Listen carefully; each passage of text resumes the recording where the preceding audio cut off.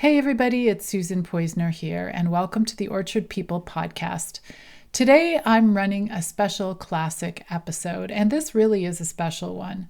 My interview with John Cline was one that I did right before I wrote my book, Grow Fruit Trees Fast, and I really wanted to confirm that all the theories that I had about how to grow fruit trees quickly and successfully were actually based on science. And this is a packed episode. You will learn so much. You're going to learn why some fruit trees grow really quickly while others grow really slowly.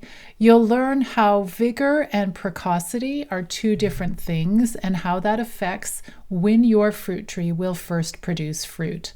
You're going to learn about rootstocks and why they matter. And you'll also learn about how different pruning and training choices will affect the quality of your fruit on your tree. With no further ado, let's dive into the episode. They say that good things come to those who wait. And that can be true. For instance, if you plant a fruit tree today, you may have to wait 4 years before you can enjoy the harvest. And that takes patience. But if we do some research and give our trees lots of correct hands on care, we can enjoy fruit trees that will mature faster and that will be more productive. And that's what we're going to talk about today. My guest on the show is John Cline. He's a professor in the Department of Plant Agriculture at the University of Guelph in Ontario. And John's focus is on fruit tree physiology. And his goal is to identify the factors that affect fruit quality and yield. Okay, so now for today's conversation, John Cline, welcome to the show today. Thank you very much. It's a pleasure to join you. I'm so glad you're here. So tell me a little bit about the work you do. Are you primarily doing work to help commercial growers? And if so, how? Yes, I work at the University of Guelph, and I'm primarily located at the Simcoe Research Station, which is about an hour actually from campus. And my purpose is to really educate orchardists, those that grow fruit trees commercially, and to help them improve fruit quality, yield, and orchard management practices. What role does the choice of cultivars or trees, how important is the choice of trees that the grower makes in terms of maximizing, getting a tree to grow faster and be more productive? The choice of tree can play a big role in affecting how soon you get fruit, as well as how much fruit that can be achieved. So we have differences in species. For example, in Southern Ontario, where I'm communicating from today, we have a temperate climate. It's not it's sort of on the northern limit of production, but we can grow peaches in the Niagara Peninsula of Ontario, sweet cherries, tart cherries, and in other parts of Ontario, we can grow pears and apples and plums. And each species has a different genetics that affect how quickly the tree grows and how much fruit that can be produced. Um, Essentially, what I see in my orchard, and I don't know if this is very common, that the cherry trees grow like crazy. They grow really quickly. But some of the apple trees, oh my gosh, you could wait forever to get a harvest from those trees. Is that a generalization or is it actually accurate? uh, it, it's a good generalization. Cherries grow more than apples in general in a given season, as well as peaches. Peaches are very rapidly growing. When you look at the actual amount of growth in a single year on a peach tree, can be about a meter long in shoot growth, compared to an apple might be half a meter. So the genetics of the species play a big role, but also there's a lot of other factors that can affect the growth of each species. And for example, the climate or the soil can have a huge impact. Also, in terms of varieties, one thing that I've heard, and I don't know if it's true, that Honeycrisp apples, which are kind of notoriously finicky and hard to grow, that they are incredibly slow. I've read online that Honeycrisp apples can take 7 years to produce their first harvest. Is that true? Uh, in terms of apples, we group them into weak or vigorous or moderate vigorous varieties. The genetics of the cultivar play a big role in how quickly they grow. But there's something else that we refer to as precocity, and that is how quickly the tree begins to bear fruit. And actually, Honeycrisp are very weak growers, but they're extremely precocious. So they'll start to flower the second year of after planting and begin to produce fruit if you let them. Sometimes that's not a good plan though, because it can result in the tree growing slowly and then becoming runted over time or small. So you introduced two interesting terms that I've seen a lot of. And sometimes when you go to a fruit tree nursery, they will talk about vigor and they will talk about precocity or precociousness. I don't know what's the right way to say it. What's the difference between the two? When you think of any plant, really, a flowering plant, there's vegetative growth, that is the leaf and the shoot growth. And there's the reproductive growth, that is the fruits that are coming from the flowers. So tree vigor refers to the vegetative growth, how much the tree shoots grow, leaf growth, etc. Precociousness or precocity relates to the flowering and amount of fruit that grows, and in particular, how quickly it's produced after the tree is planted. So obviously for a commercial grower, they want to get fruit fairly quickly so they can pay off the huge investment in establishing the orchard and having income coming back. So they don't really want to wait too long. So for apples, that's probably year 3 after planting that they want to see fruit coming back to start to generate revenue. So for us, for home growers as well, or for small scale growers, you can research and learn a lot about rootstock and the role that the rootstock plays in how big your tree is going to get, but also how quickly it's going to grow, how resistant it is to disease. Can you talk to me about a little bit about rootstock and what role that plays in this equation? Maybe I should first of all explain what a rootstock is for those that might not know. When you buy a modern tree from the nursery, you're usually buying a tree that has 2 parts to it. One is the variety, the apple or fruit that you want. So for example, in Ontario, some of the popular apple varieties are Honeycrisp, Empire, Macintosh, Golden Delicious, etc. So that is the top part of the tree, but there's actually a different root system and it's genetically different. And that's called the rootstock. And the rootstock is used for a number of reasons, but primarily to dwarf the tree or make the tree smaller.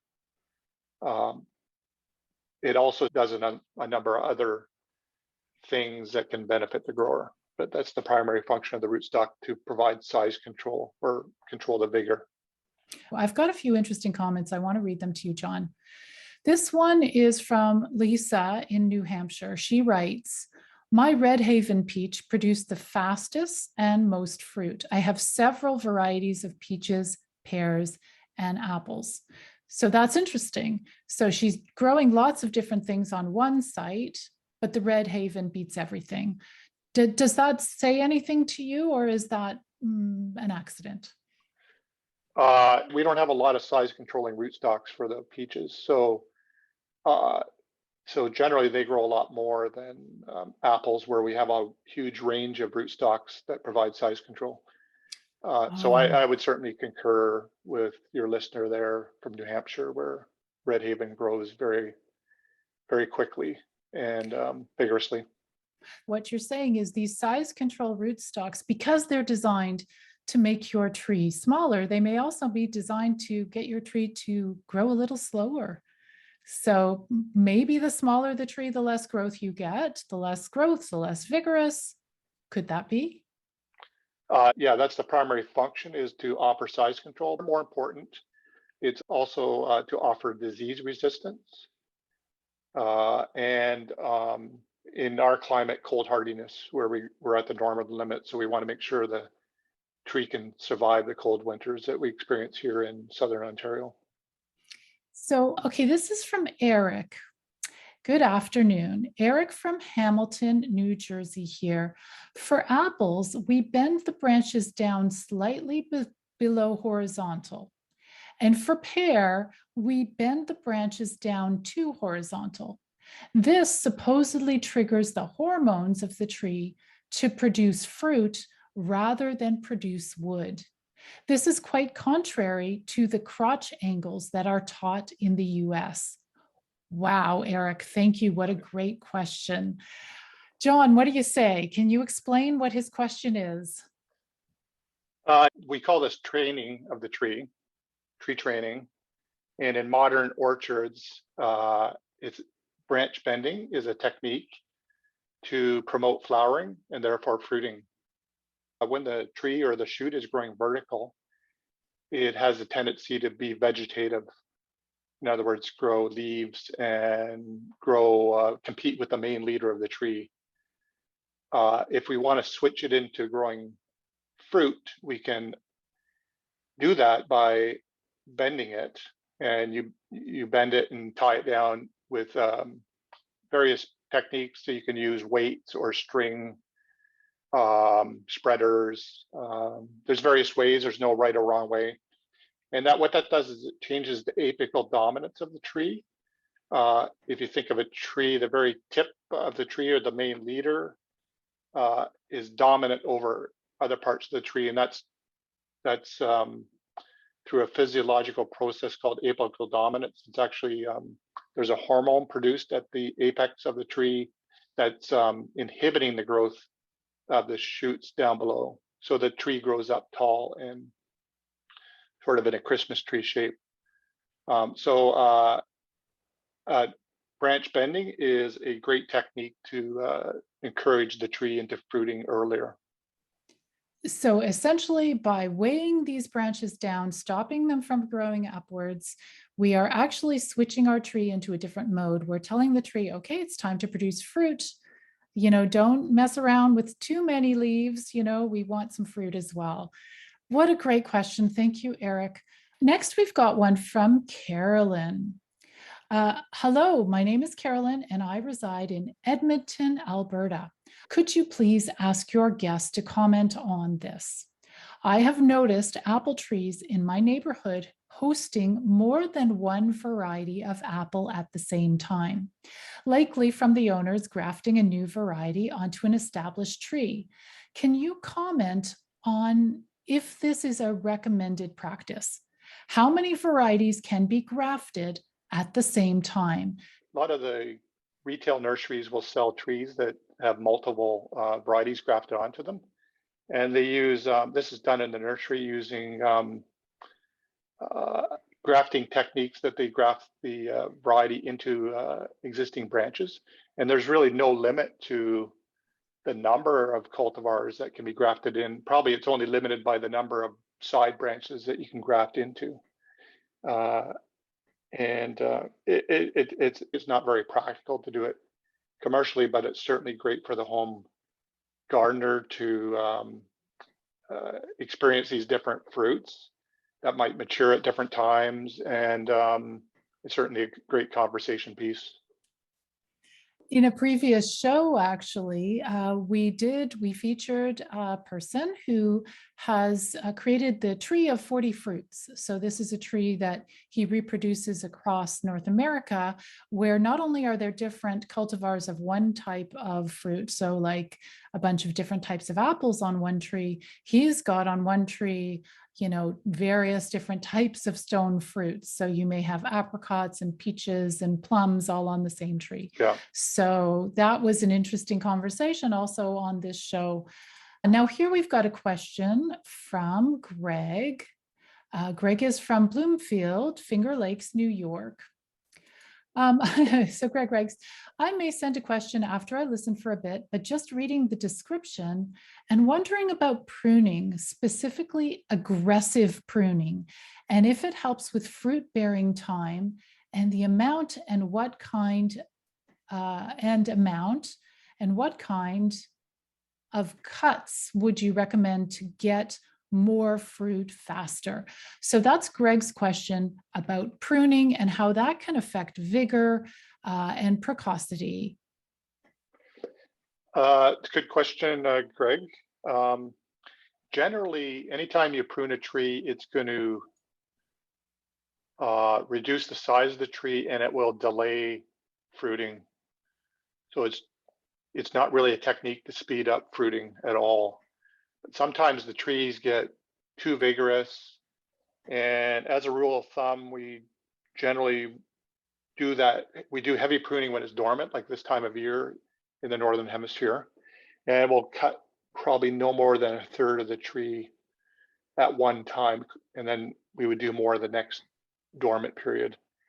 And generally, it's better to make larger cuts than a lot of small cuts if you're trying to thin out the tree, because anytime you make a cut, you're going to probably have regrowth. So bigger cuts will result in fewer locations where you're going to have a lot of possibly vigorous regrowth. But overall, pruning is not going to promote flowering and fruiting. It's going to probably delay that. If you over prune, then you can actually have so much vigor that the tree thinks it's going to die and it overcompensates. Yeah, over pruning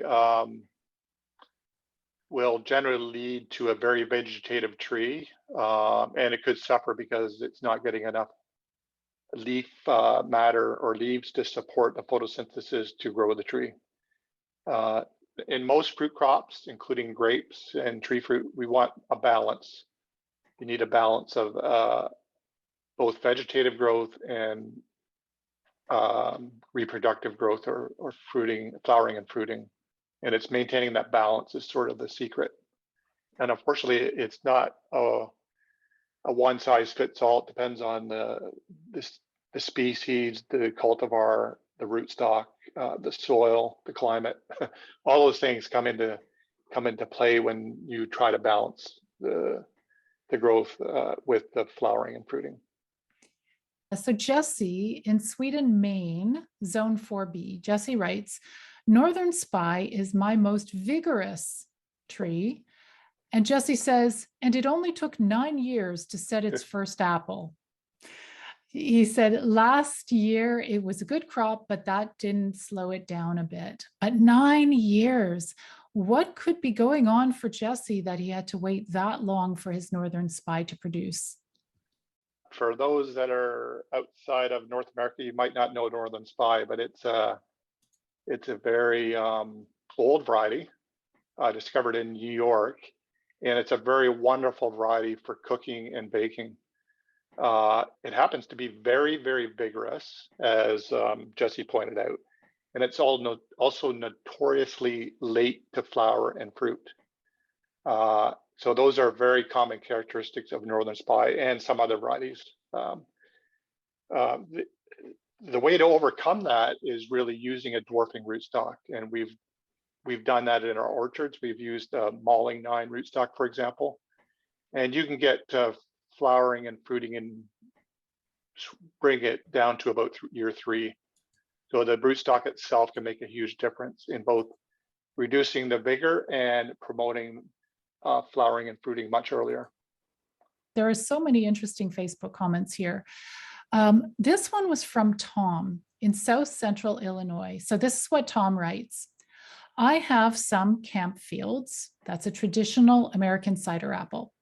On M111, that's the rootstock that he uses that have outgrown by far any other variety that I have planted in my orchard. All of the trees in my orchard are semi-dwarf, and they are mostly on the M111 rootstock.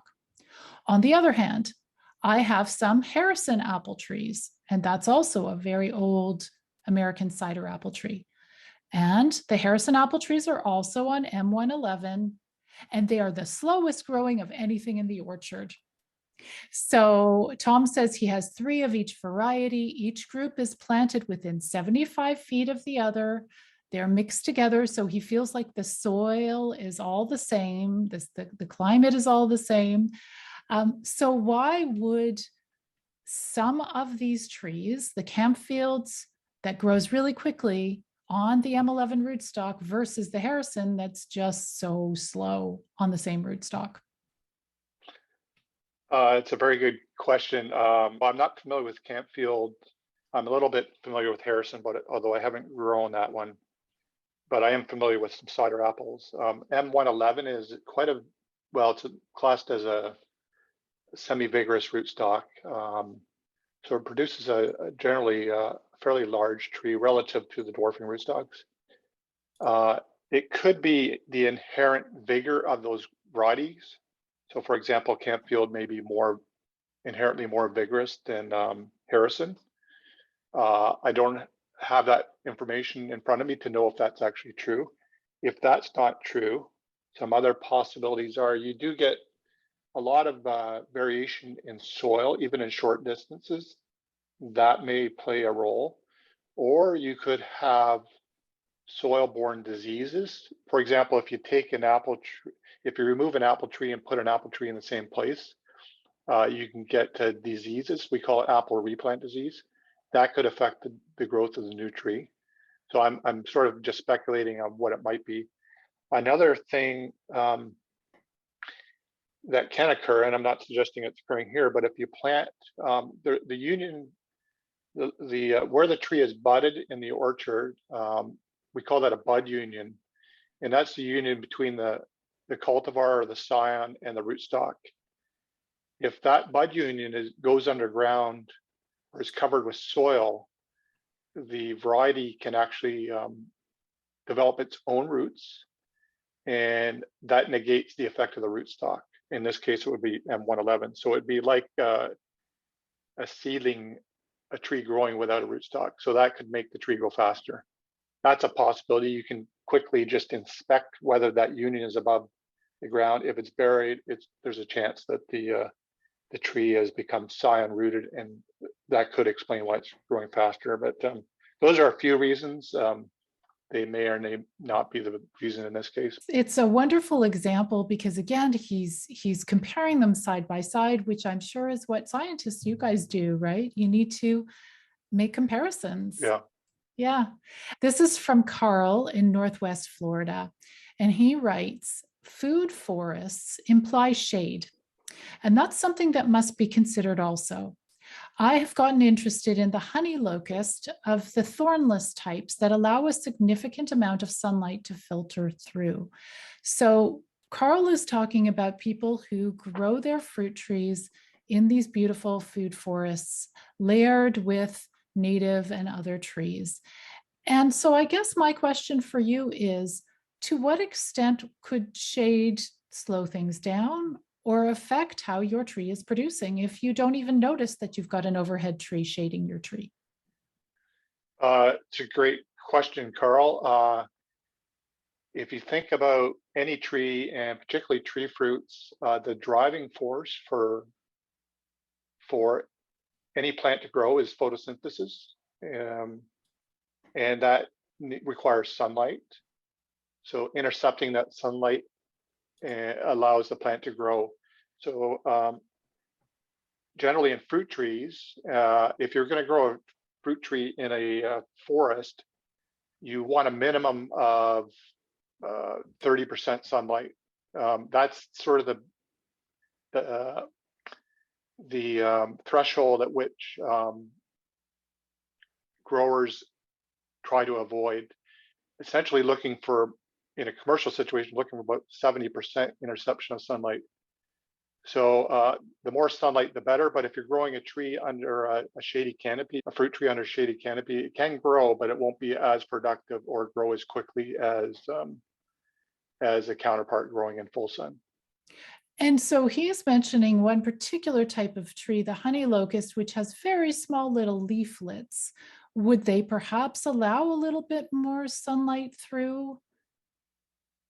Yeah, absolutely. I enjoy some sunburst locusts on my property, and it provides a filtered sunlight and sunlight to get through.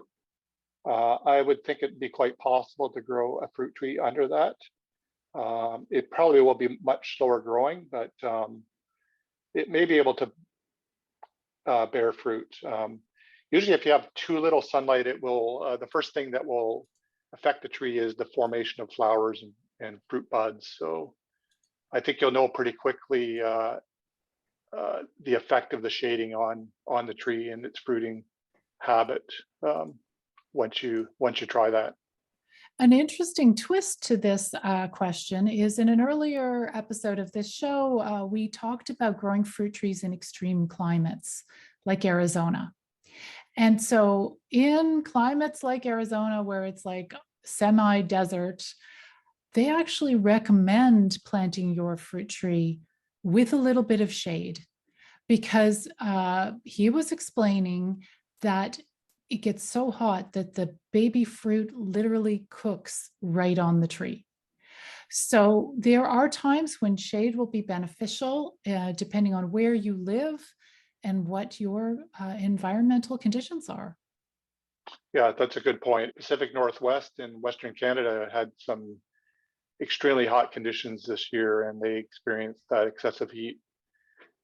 Fruit trees generally, anytime you get above 30 degrees, photosynthesis shuts down or slows down, and that affects the ability of the tree to cool and negatively affects growth. So yeah, having some way for it to cool through shade or overhead irrigation can help the tree.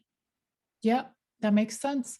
Okay, well, until now, we've talked about a little bit about the types of trees that maybe grow more quickly, maybe they're a little more precocious. We talked a little bit about pruning. Let's go into some more issues that could help you grow fruit trees faster. We could talk about thinning the fruit. We can talk a little bit more about training and pruning and pest and disease prevention. Sure. Okay, great. John, we've been talking about fruit tree and vigor. Is there times when vigorous growing fruit trees are not a good thing?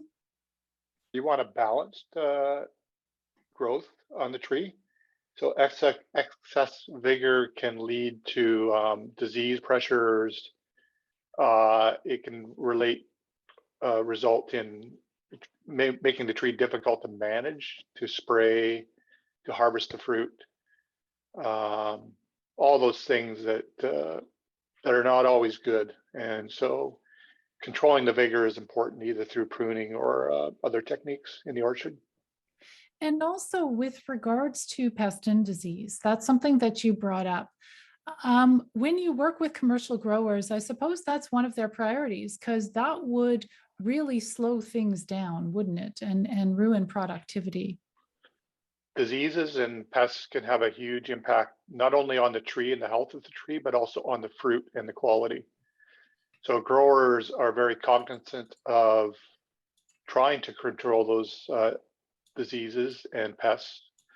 And in our climate in Ontario, where it's a fairly humid and warm climate, lots of rain and moisture, some of those diseases are very difficult to control. For example, apple scab, much harder than drier climates like Washington State, more arid climates. They have an easier climate for growing organic fruit, for example, just simply because of the lower humidity levels and lower moisture, lower rainfall events. So controlling pests and disease is going to be an important part of people's approach to having a fast growing and productive fruit tree, something that people have to think about. Here we've got an email from Ellie. She's in Zone 4A in North Dakota on the edge of the Missouri Coteau. And so my soils drain extremely fast. Any recommendations for me as I go about planting my trees this year? I have about 100 fruit trees to plant, all on standard size rootstock, but I have concerns about keeping them wet enough. Was planning on lots of mulch, but is there something else that I could do? Thanks. That's from Ellie. Yeah, thanks for that question, Ellie. Really, I think you've hit the key thing is mulch. There's various forms of mulch, wood chips, straw. That can play a huge benefit in maintaining soil moisture, especially in arid conditions. The other thing is regular irrigation. So if you have a very sandy soil, you want to irrigate a little bit, ideally through trickle irrigation and frequent irrigation. So possibly every day, just to provide a couple liters of water per day if you have access to the water, or every other day. Certainly on a sandy soil, you want to do it more frequently than a heavier soil, like a clay loam or a heavier soil. Yeah, and I think I'm suspecting the reason she's using a seeding rootstock is that's a cold environment, and some of the dwarfing rootstocks don't survive very well in those cold environments, and probably the growing season is a little bit shorter. So I'm speculating that's possibly why she's growing them on a seeding rootstock, and some of those are extremely hardy rootstocks. If they manage to establish themselves, their root systems will stretch out so much that there'll be more surface area to collect the rain before it sort of sinks down into the groundwater, right?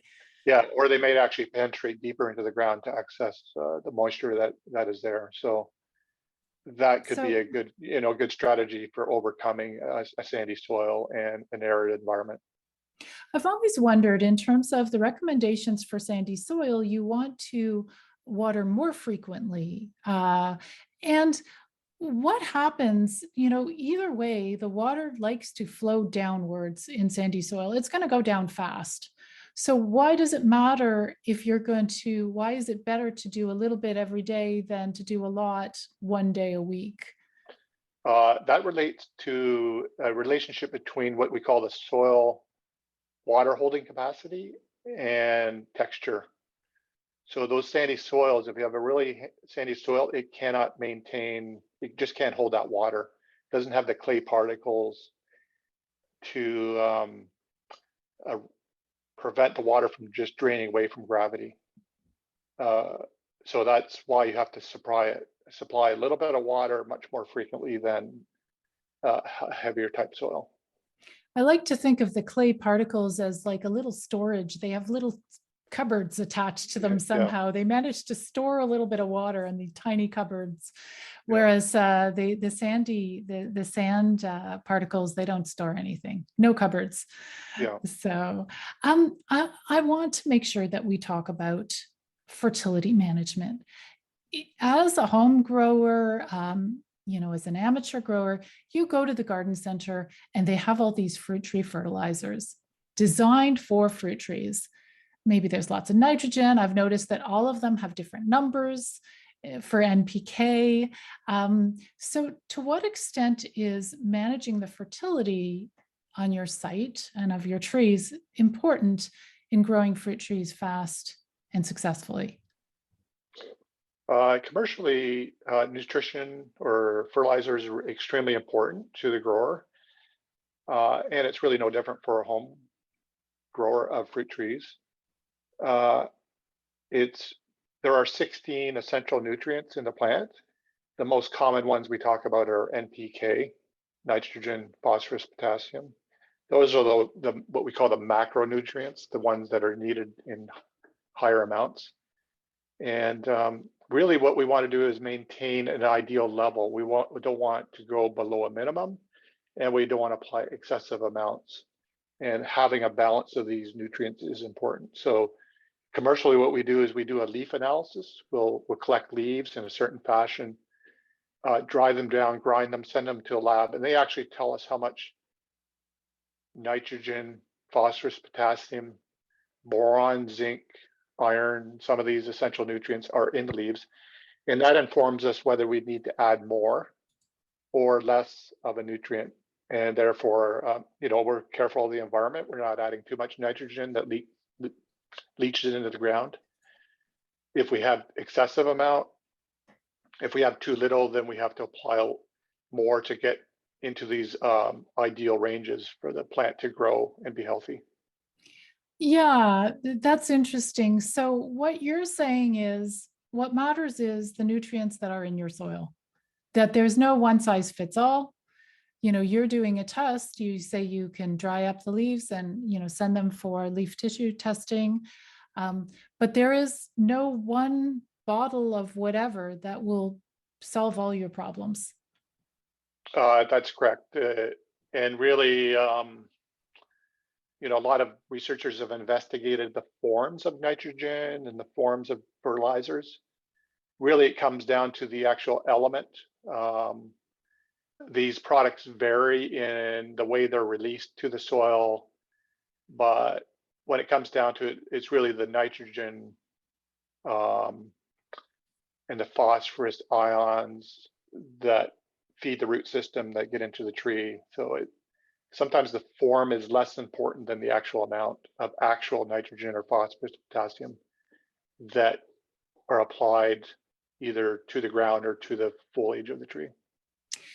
So I'm curious, in terms of your work, do you ever work directly one-on-one with commercial growers? Do you end up seeing success? Like, do you have rewarding experiences where you've worked with somebody or that your research is helping people to produce more successful harvests?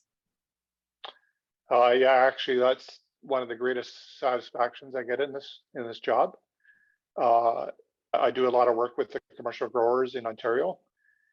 I do some studies right on their farms, and I do see enormous success by these growers. And they're working under extremely, sometimes difficult situations with competition from outside of Canada. They're dealing with weather issues, increasing costs of production. But I do see tremendous success. And some of our growers in Ontario and in Canada are leaders in the field. And it actually is a privilege to work with them. And I often learn so much from them just by being with them. They are a great teacher to me, and I value that interaction. So it's a two-way street. Everybody's bringing their expertise, their experiencing. You're working together, and you're saying, "Hey, let's hone this. Let's make this go better, so that we can produce marketable fruit that customers really want, so that they don't have to import it from China." Yeah, that's certainly my goal, is to help Canadian and more specifically Ontario fruit growers. But I do work with organizations in other parts of the world, and the really goal is to produce sustainable fruit locally, and we can do it here in Canada, in Ontario, and there's enormous potential for growth, but the economics are the challenge right now for many growers, and the climate. Yeah. Oh, climate change. Oh my gosh. Yeah, yeah. Yes. Oh, are you seeing some challenges around that with Well, we see much more variability in the weather. The main concerns with growing tree fruits is excess or excess moisture or drought conditions. Some growers experience hail, cold winters. The tree is out in the orchard; it can't protect itself. So the growers have to find ways to overcome some of these challenges. They're dealing with often spring times where the trees are flowering earlier, and that predisposes them to frost. So some of these issues are big, and they're not easy to overcome. And every growing season, as they say, is different. And so each growing season brings new challenges, and often the weather is a big part of that. Amazing. Well, I don't know about the rest of the people listening to you and this show today, but I just feel really honored to have the opportunity to work with fruit trees, to let them, teach me and show me their wisdom. When you interact with the fruit tree, you realize it's not so simple. You don't just plant, 1,000 or 10,000 trees and just wait for, the payday, right? There's just so many delicate things to work on. Yeah, that's absolutely true. It's really a package system. There's a system approach. There's many things that we learn to grow fruit trees successfully. Hey, everybody. I hope you enjoyed this classic episode, and I hope you learned a lot. If you want to learn more about fruit tree care, make sure you're on my newsletter. You can go to orchardpeople.com/sign-up, and you'll get lots more information about upcoming podcasts and videos and articles and lots more. Take care, and I'll see you next time. Bye for now.